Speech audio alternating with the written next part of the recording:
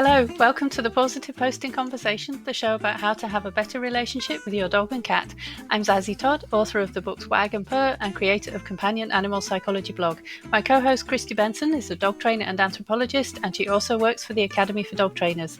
We don't give advice on your pet, so if you have concerns, see your veterinarian, dog trainer or cat behaviourist as appropriate. Thanks for joining us today. Hi everybody, welcome to the Positive Post in Conversation. I'm Zazie Todd and I'm joined as always by my friend and colleague Kristi Benson. Hey Kristi. Hello, how are you? I'm good, how are you? I'm good, thank you. We have a wonderful guest today because we're joined by Emily Priestley. Emily is a multi-certified dog trainer. She graduated from the renowned Academy for Dog Trainers and she's a Certified Dog Behaviour Consultant through IAABC. She's been working with and handling dogs professionally for over a decade now. Emily specialises in working with herding breed dogs who are struggling in pet homes. Over a century of selective breeding for working stock, as well as a rise in popularity, has led to many guardians struggling with their herders in an urban setting. And Emily's long career with the BCSPCA has also allowed her to have a proven track record, having personally handled over 2,000 dogs. So with experience with many breeds and all problem behaviours, Emily's worked with dogs desperately needing intervention and behaviour modification. Emily specialises in reactivity and compulsive disorders, but she's available to help with all breed challenges from misdirected herding, spooky and fearful behaviour to nipping, biting and everything in between. And her book about herding dogs, which was recently published, is called Urban Sheepdog. And if you happen to have a herding breed, this is a book that you really want to read. It's packed with information.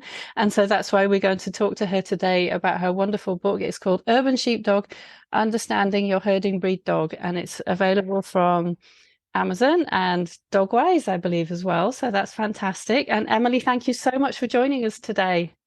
Thank you so much for having me. I'm looking forward to it. That whole intro just made me exhausted thinking about all of the dogs and work. I'm tired now. It's a lot. Yes, you bring so much experience to this, and in particular, so much experience with herding breeds, which is why we're talking to you today. So this show is especially for anyone who has or wants a herding breed dog.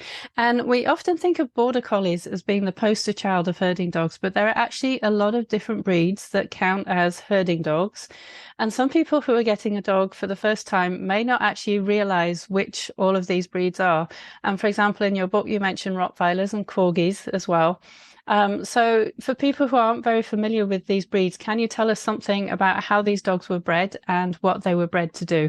And I don't mean specifically Rottweilers and Corgis, but herding breeds as a whole. Yeah. Well, there's so many different types of herding. So the first thing that we like, herding as a general term just means that we're moving livestock or moving animals.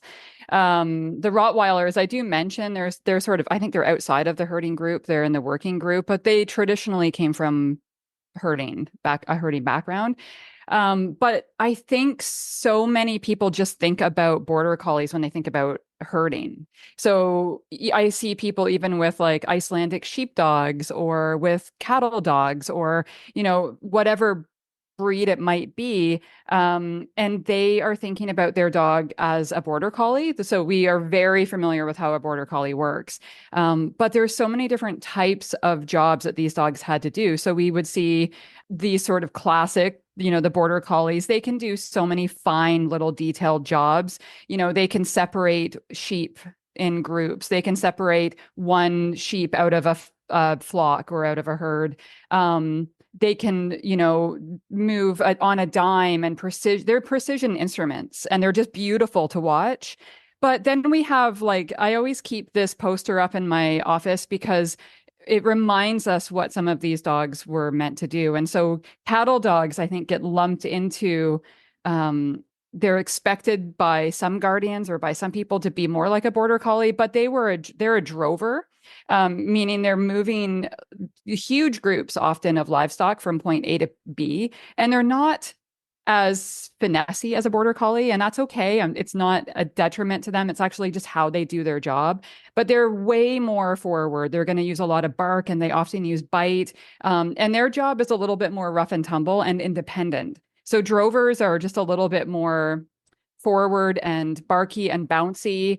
And then we also have, I mean, everything in the herding group from these guys right up to Catahoula leopard dogs, which I don't often think about as a herding dog, but these are more like catch dogs or dogs that are going to go out and sort of rustle something up and bring it back to you. And so there's just so many different jobs traditionally that these dogs would have to do. In a nutshell, they're all moving livestock. They're all just going to do it a little bit differently. Some are going to do it a little bit calmer and with more finesse than others. And some are going to do it as a full contact sport, like our healers. And so I think it's, the border collies, I love to watch them. I mean, who doesn't like to watch? I mean, if you're a dog nerd, I guess you like to watch like herding trials just to see them work. But they're really just one type of many types of herding. That makes sense. Lots of variety then in the breeds and the kinds of things that they do and the kinds of behaviors that they've been bred to do. Yeah, exactly. And they all have this, we talk about software a lot, it's like how they come pre-installed or instinct, right?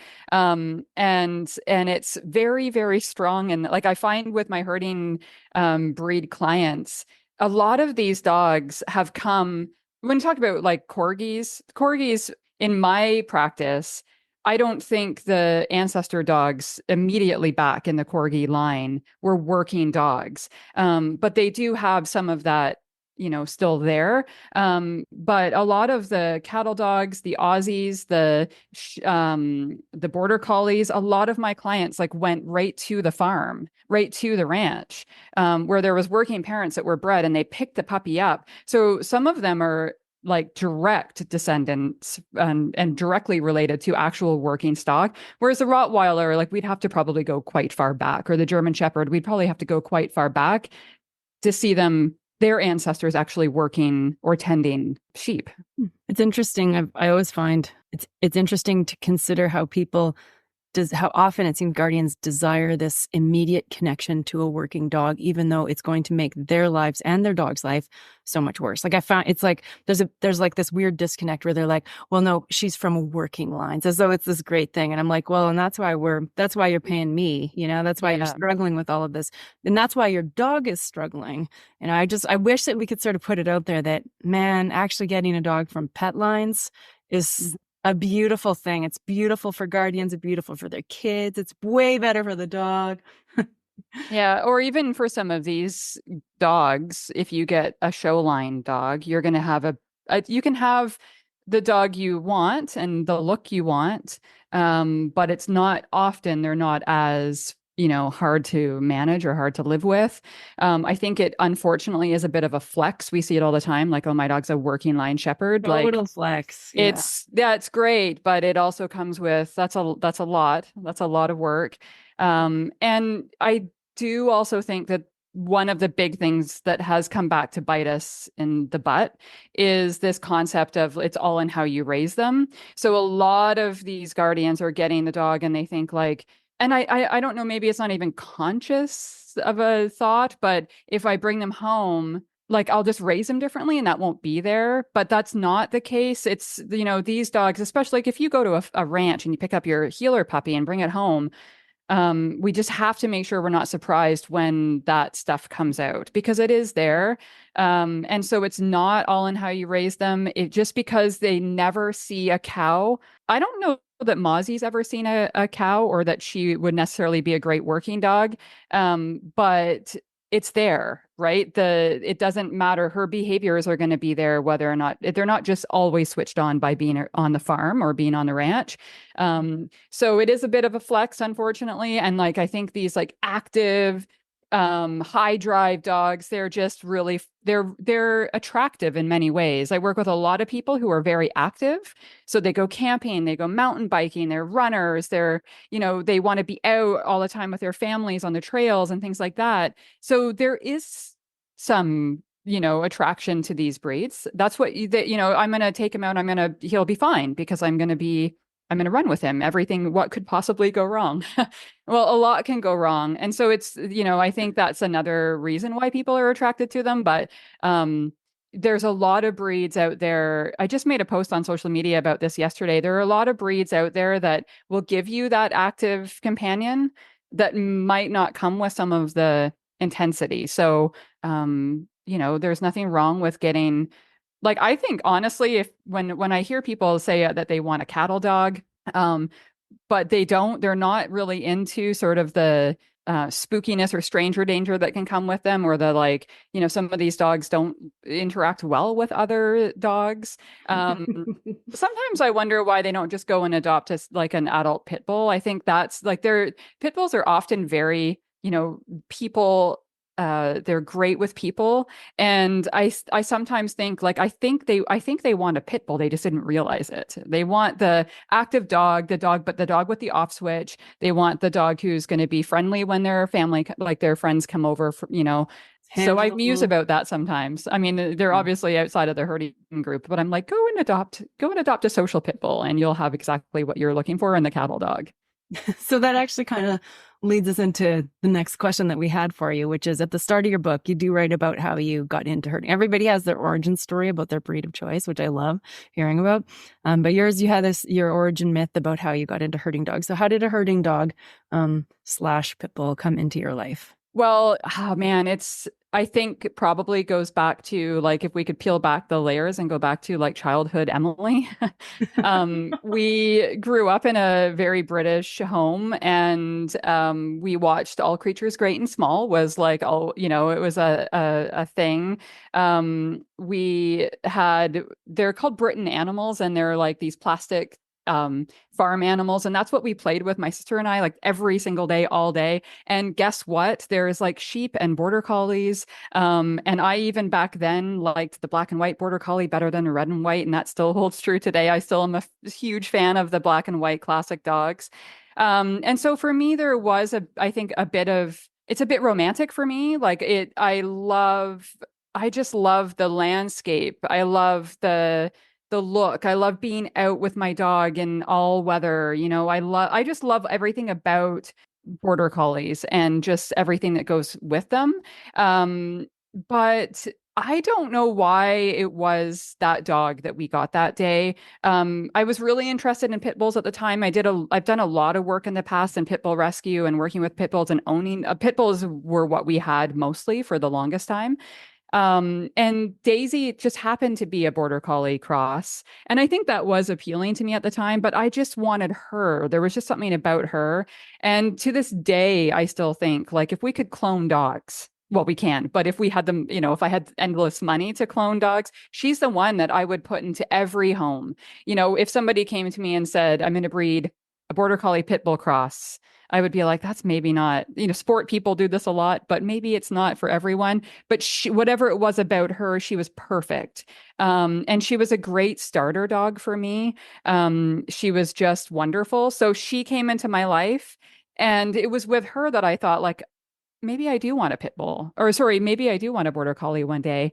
But life happens, and we've just had dogs in our lives that were perfect for us, regardless of breed. And so Griffin was the first time where I was like, I'm going to do it. I'm going to go and I'm going to get my puppy. And I don't regret it for a minute. He's been, he's a lot, but he's everything that I could ever possibly hope for in a dog. So, but working with them was also like kind of, I think it was, I didn't go out looking to work just with herding breed dogs, but I wanted in my private practice to work with fearful dogs, and dogs who are struggling, of all breeds. And a lot of people have reactive, cattle dogs, reactive border collies, fearful dogs. And so a lot of people were saying, like, I'm looking for someone with breed experience, and I have them. I live in my home with them. And so I just started taking those cases, and it sort of happened organically. It wasn't like a planned process. But there's just so many of them out there struggling. So it was an organic process, but here we are. Yeah, and there are a lot of people struggling. So when someone gets a herding dog as a pet, they do quite often have issues. And in a minute, we're going to get into what's normal and what's not normal. But before we do that, can you just give us some examples of the kinds of behavior that people might struggle with in their pet herding dog? I think the biggest one people struggle with, even in a dog who is perfect, is how much time some of these dogs need. So we don't need to have a dog who is struggling in any way to be a dog who the owner just can't or doesn't want to keep up with. I think we think when we get them, I'm ready, when we're excited and we get them and we bring them home. But they're usually just, even the good ones are sometimes more than we were expecting. They have the ability to go all day. I mean, my dogs are sleeping right now. I promise if I stood up and they thought I was going out, they're ready to go. If we go all day and I come home and they go back to sleep, they will still go again. There's really no time where I have to motivate them to, get up off the couch and go to work. They're ready all the time. And that can just be a lot for the average home, especially when we have, I mean, I'm a dog person. My spare time is dealing with my dogs. But if you are working all day, you've got a family, you've got a social life, you've got other things going on, how much time in a day is sort of left over for the dog? And is it going to be enough? And sometimes I think just even that is more than most people are expecting. And then the harsh reality is some of these dogs, we take them out for a huge hike. We come home and they're like, now what? Because they still need to do something with their brain. They're still ready to go and think. So that can be exhausting for the average pet parent, and rightly so. I'm not trying to shame anybody, but it can just be a lot just keeping up with them. I guarantee most of them have more energy than the person that they're living with. Yeah, I think people really do not realize how much get up and go that a lot of herding dogs have. And when I used to take clients, I used to be like, okay, so they can literally run around following a quad for 8 hours. So you're at work for 8 hours. So, just to try and get a little bit of, so I think people start to get into that, like they're doing it to spite me, or they're behaving like this. It's some sort of a reaction to the human. It's like, no, you're just not meeting their needs, Yeah. So to go back to a little bit to what Zazie was saying, I thought it was interesting in the book how you touched on sort of this like two-part issue. One where people are ignoring real problems, things that we as dog professionals would say we need to get in there, we need to deal with this, and just saying, oh, they're quirks of this breed. And then on the other hand, they're sort of pathologizing what we would consider to be breed normal behaviors, things that we don't need to get in there and fix. So where are these lines for you, and how do you help your clients sort of see the difference? Yeah, well, it's tough because that exercise and enrichment piece, when we have people who are struggling to keep up, often what happens is it's sort of the narrative flips over into this dog is too much. He's a problem. I can't do it. It's too much. So it's normal for the dog, and there's really no problem with the dog. It's just that it becomes problematic for us. So we start to make it into an issue. And then we also see so these dogs, I don't mean to pick on border collies because we see this a lot with German shepherds and cattle dogs as well. But border collies, when we talk about compulsive disorders, they can be the poster child for a lot of things. And they can be these classic light and shadow chasers where it looks like, we call it light and shadow chasing. And sometimes light is the trigger, but often it just looks like they're chasing lights and shadows. There's actually nothing there. Or it looks like they're chasing insects, but there isn't.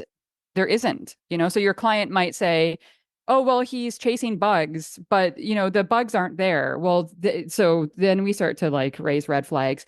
But what happens with a lot of those dogs is that unless it's problematic for the guardian, we think it's sometimes funny. So a lot of compulsive disorders become sort of entertaining to us. And this happens with professionals and guardians, it gets labeled as normal because we think about them as herding breeds. We think about them as herding. And so we see them as just they're just herding. That's what they do. They just kind of chase this stuff around. But it's not typical, and it isn't funny. And usually there's some problems there that come along with it. So for me, I think where it flips because some compulsive dogs, they may not have quality of life issues. Some of them are, they're doing it very mildly and it might be okay to leave. Some of them are struggling. And so for me, where it flips is how the owner is coping, because some of these owners are barely holding it together. Like they are just doing everything in their day to try and like manage this dog, and it comes at a cost, but also quality of life for the dog. So some of these dogs are deeply struggling. Some of them will forego like food, water, play, sleep, being social, to perform the behavior. And some of them are even aggressive towards people and other dogs if they're interrupted. It's not okay. So as soon as I think that there's something more at play like that, that is not my lane. I'm there to support as we're trying to help it moving forward, because there's going to be a lot of work that goes into that. But that's where we desperately need to have a vet or a vet behaviorist involved to make that diagnosis, because it's not something that I can make. And B, to make sure that there's not anything underlying. So a lot of those dogs will also have, there's a genetic component to it, but a lot of those dogs will also have pain or some other stressor as an underlying factor. So for me, it's like, where like, how bad is it here? Some of these dogs are actually doing moderately okay, but it's because every second of the day, I'm working on a case right now where if the guardian does one more second of work with that dog, I don't know how they would even cope. I mean, we're talking like literally 24 hours a day, 7 days a week that they're trying to manage this behavior. And so that's also something that we have to be very aware of as we move into these cases too. And like, it's often the red flag. Sometimes they're doing everything for the dog and the dog is kind of okay, but the guardian isn't. And if the guardian stops for 5 minutes, it's a house of cards, right? It's all going to come crashing down. I lost track of your question, but well, I just when you were talking, it reminded me a bit of we had a veterinarian do a webinar for the Academy recently, and I think it was Emma Milne. Does that sound familiar? Yeah.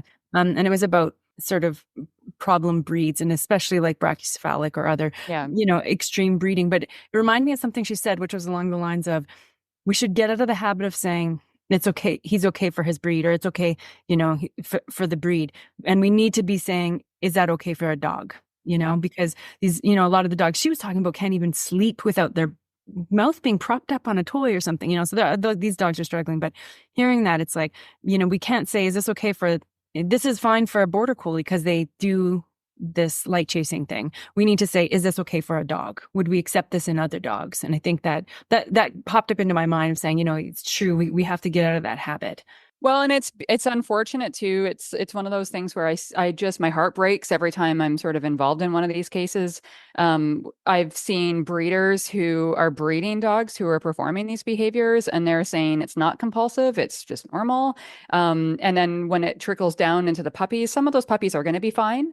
Some of those puppies are probably going to do it to a level that doesn't cause any quality of life issues. And some of those puppies, it's going to be really, really bad for them. But it's even just misunderstood on every level, including who's making this. So we have to make sure we're not purposely breeding dogs who are doing these things. It's not okay. It's unethical. And if we're saying like, well, it's fine, it's normal, it is whatever, I think we're producing dogs who are going to have poor quality of life.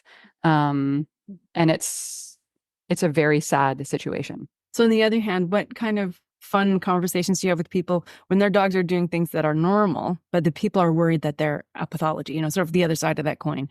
And this is something we would consider a normal herding breed thing. Yeah, it's tough.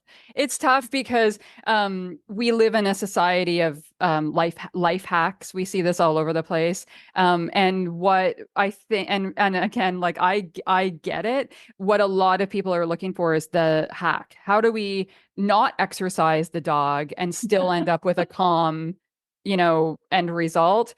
And sometimes it's about, with a lot of work with clients, it's about, I understand, I live it, and I know, but we've got to, like, what if this is normal, and what if we have to make sure that their needs are met? So that's the first thing that I want to make sure of is Because some dogs, they won't settle because they have other issues, right? Some dogs, they do absolutely have something that is causing a problem and why they can't settle and calm down.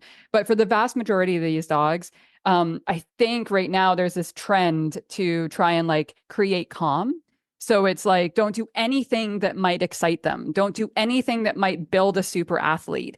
Don't run them. Don't exercise. Don't play fetch. Don't do this. Don't do that. Because then what we might get is a dog who just understands they're supposed to be calm for the day. I come at it from the other direction. So I always want to make sure that all of their needs are met. That can be like a lot of exercise. I mean, my dogs probably get a couple of hours of exercise a day. We're out playing fetch. Griffin's herding. We're out walking. We're doing a lot of, I take them to different areas. We go into the woods, we go into the water, we go to the pond. We're doing all different things. And then I'm making sure that they are, they're enriched as well. That they have time with me, right? I want to make sure that these dogs, they're very, like especially border collies and these dogs that are bred to like that hang off our every word. They need time with us. They need engagement. I think like as one of the, top thing, they need to be with you. And so we have to meet all of their needs. And if we meet all of their needs, the vast majority of them do what mine are doing right now, which they're sound asleep under my desk right now. And I guarantee my dogs would not be doing that if I didn't do these things with them. So I get it with clients. I totally understand. Like I hear where they're coming from. But what if this is just normal? And what if we just have to put in some, it can be outsourcing. If you don't have the time, maybe we get dog walkers or like a hiker or like whatever it might be, or lend your dog to your friends and family, whatever it is. We've got to make sure though, that we're coming at it from, there's just no life hack here. Unfortunately, we've got to come at it from, we owe it to them. Because we bred them to be this way. We owe it to them to take care of all of those needs first. And then, see what the end result is. And most of them are going to be calm as an end result. And I like the way you said maybe lend them to someone else, because I think there are a lot of people who would love to have a dog, but they're not able to. So for them to have the chance to be like the dog's auntie or the dog's uncle and take them for fun outings and do fun activities and then give them back again, I think that can be really nice for some people. So it's not just good for you with the dog, it's good for your friend or family member who takes on that role too. But so you're talking about meeting needs, and exercise and enrichment are needs for all dogs, but are there any particular kinds of exercise and enrichment that you especially recommend for a herding breed? Yeah, well, some sort of outlet into being able to do what they were bred to do. So the vast majority of these dogs are not going to ever work livestock. And I get that. And that's not realistic to suggest. Nor do I think that it would be the right thing for a lot of them and a lot of the guardians, but they need some outlet into that. So I love, like I teach, I call it dry herding or like urban herding, but it's taking traditional herding cues and putting it onto a toy instead of livestock. The border collies love it. That's what they're bred to do, is just like listen to our every word and follow what we're asking them to do and do it. And they're just naturally rewarded doing these things, but they love like chasing and biting, and like anything that would kind of resemble what it might be like for them to work on livestock. I am a strong believer that we have to be able to provide them with some variation of that, to keep them happy. And honestly, it's also a fun and easy way for us as well to meet. I don't want to say kill two birds with one stone, because that's not a very animal friendly term, but I can take Griffin out and do dry herding with him, and I don't have to come in and like work on his brain, because he's tired from doing both just from that alone. It's another common thing that I see like professionals and owners do, where they see herding behaviors. And then they say, just, we have to stop. We have to make sure they don't let them practice it. Because if they practice it, they're going to want more of it. So we squash it down, or we don't let them practice it. But guess what's under the surface? Like, you can't go in and pull that out of the dog. So all we're doing is stopping them from performing something that we've, again, made them into this. We created this. And so I love like collie balls, flirt poles, jolly balls, jolly eggs, herding a frisbee or a ball or a soccer ball. It doesn't have to be fancy, doesn't have to be pretty, but giving them some sort of outlet into doing that. I think it's non-negotiable with these dogs. Yeah. I just was reminded when you're talking about, when you said something in the book about how these dogs always want to be close to people, which isn't really that typical of sled dogs, which are my dogs. And you said something about you'll never go to the bathroom alone again. And I was reminded of that because this morning, Yoan was in the bathroom and we have a spaniel herding breed mix. And she was like whining at the door and scratching. And then Yoan said something like, "Oh, I'm so sorry. I forgot that I'm never allowed to go to the bathroom by myself." Yeah. And we see it with so many breeds, for sure. But again, I think it's like, they always want to know what you're doing, what you're up to. Again, it doesn't take much to motivate them into, like I was sitting on the phone a couple of days ago and I said, "Okay, thanks, bye-bye." And I like went to hang up the phone and Griffin jumped up and ran to the door because he must have at some point put two and two together that if I get off the phone, that might be a cue that I'm going to go and do something. He can tell based on what mug I pick up in the morning, what we're going to be doing. So if I pick up my travel mug, he runs to the door because he knows that means we're going somewhere. Like they're very willing partners.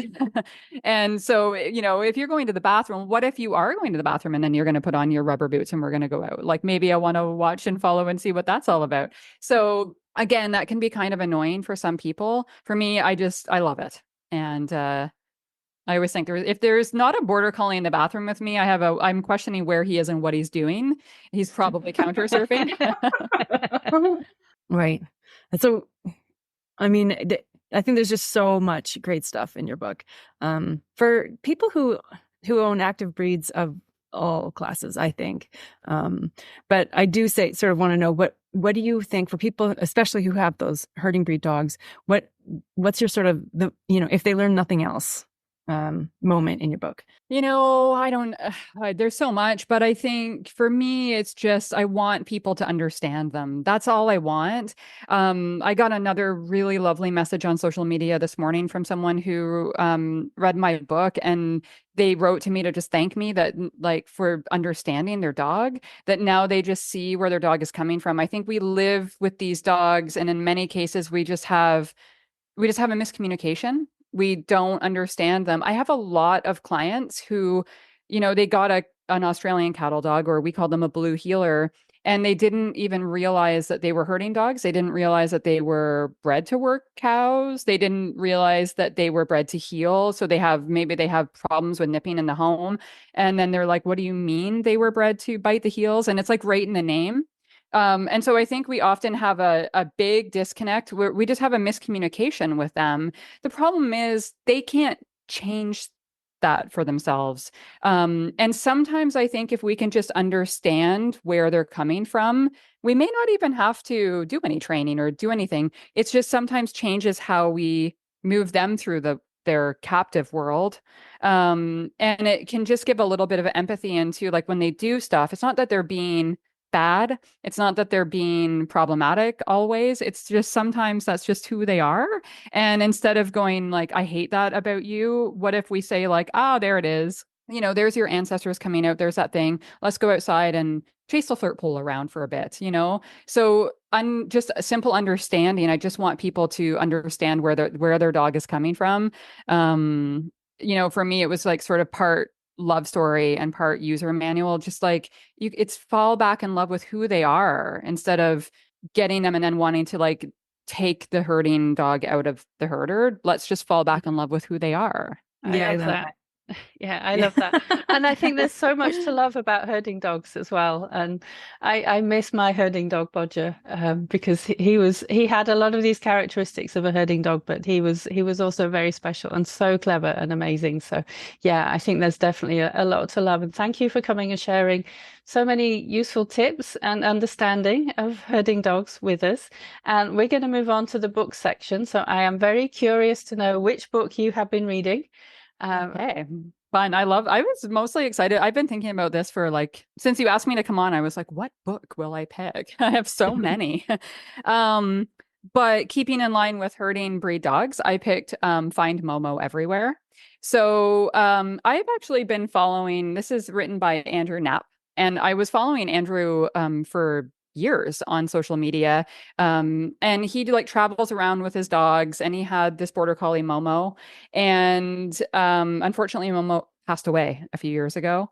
And he was very gracious about sharing that story on social media. I think pet loss is something that we just don't talk about enough or understand as a society. And I've lost a lot of humans and my dog in the last year. And I've had a lot of opportunity to think about how we sort of expect people to move forward after the loss of a pet versus a human. And for me, losing my dog Zelda was probably, well, definitely is the biggest loss that I've had to date.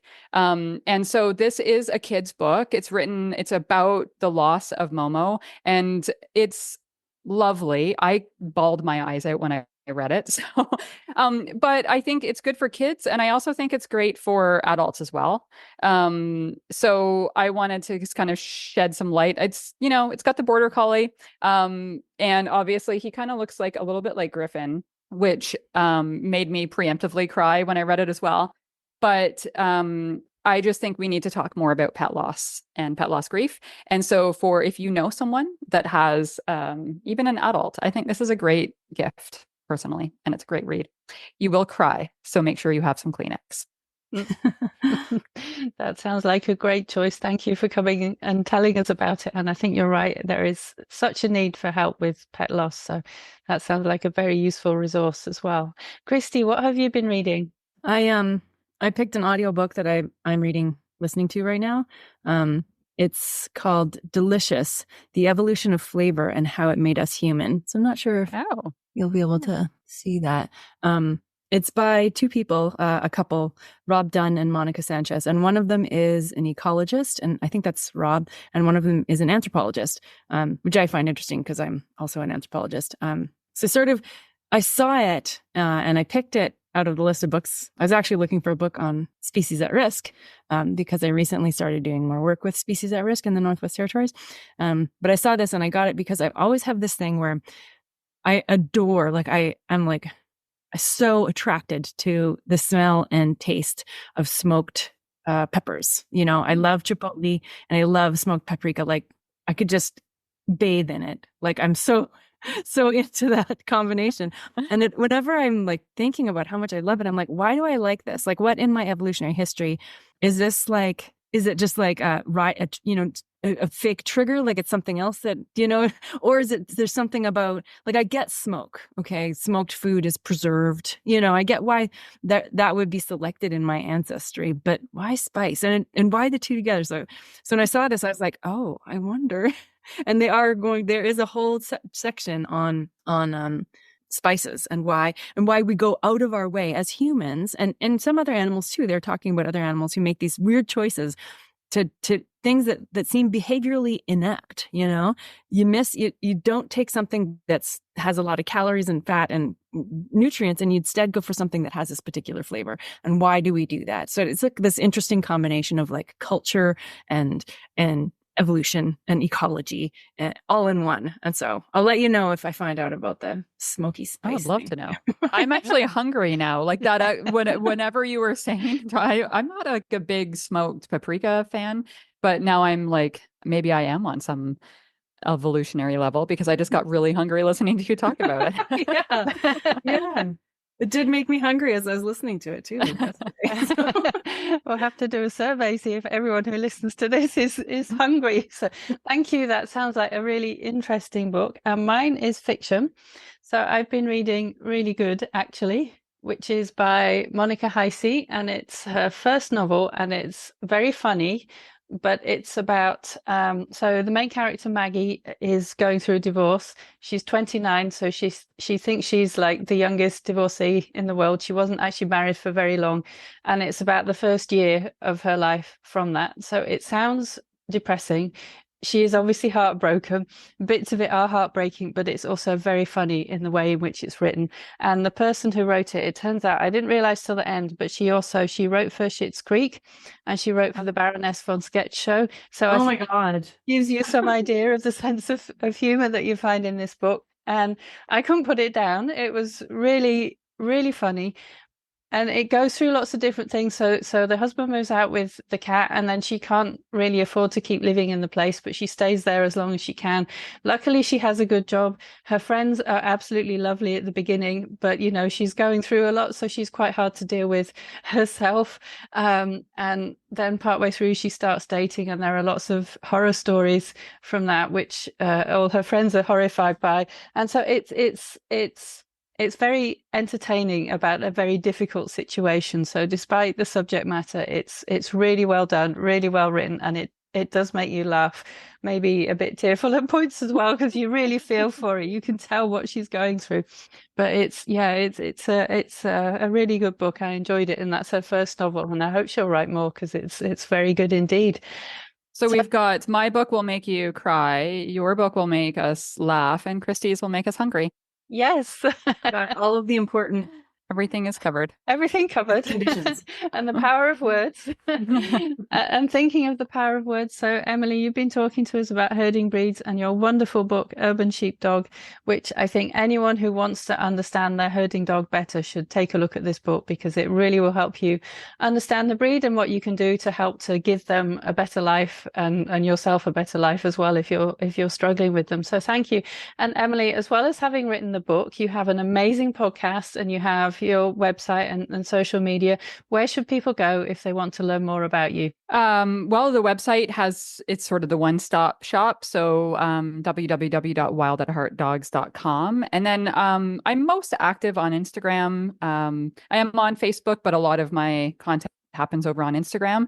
And I talk about all of these things in, individual reels, and really try and shed light on what these dogs are like. So you can find me there at Wild@Heartdogs. And yeah, the podcast, Zazie actually, and Kristi, you were both on the podcast. So there's season 2 will be coming soon, but the podcast is either on Spotify or Apple Podcasts, or right off of the website as well. So perfect. Thank you so much for having me. Thank you for coming to chat with us. I will put links to all of those in the show notes, and it's been a real pleasure to chat with you. Thank you to everybody who's been listening or watching, and please subscribe to make sure that you never miss an episode in future, and we'll see you next time. Bye. Bye, everybody. Bye. Thank you. Thanks, Emily.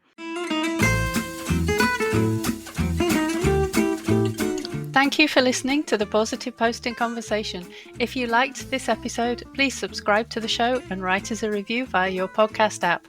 For the show notes, visit companionanimalpsychology.com.